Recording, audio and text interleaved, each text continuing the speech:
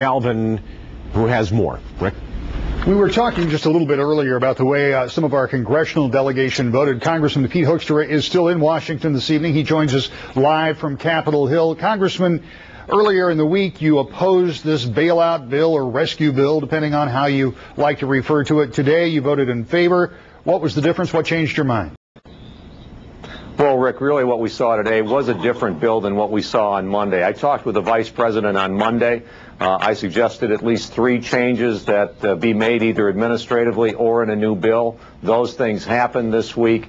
I thought it was really time to take some action to make sure that we did whatever we could to get some security and stability back into the markets. Not a perfect plan, far from it. But I did believe that we needed to take some action today. There are hundreds of thousands of people that are viewing this tonight who opposed a plan of almost any kind. Some would say it's because they didn't want tax money exposed. Others would say maybe they didn't fully understand the ramifications. What would you say to them if 6 months down the road this doesn't work? Is Congress going to have to come back and put up more taxpayer money?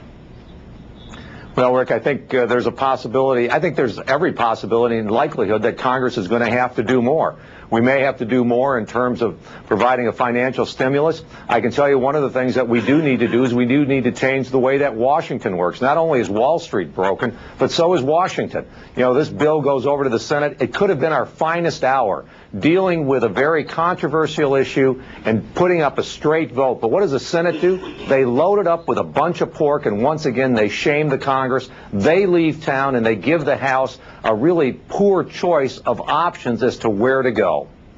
When it's all said and done, and now that this is passed, the president has signed it, is there any kind of a timeline when you think we might start seeing some relief from this infusion of taxpayer money? And we're about out of time, so I'm sorry I'm going to have to rush you a bit. Yeah, no, I think hopefully very, very quickly. This Treasury Department's already taking some steps today. I think and hoping we're going to see some security and stability in the markets beginning next week. But, you know, we're going to have to wait and see, and we're going to have to monitor it very closely. All right, Congressman, thank you very much. We appreciate your time. Have a safe trip back to West Michigan. Susie, Brian. Great. Thanks, Rick.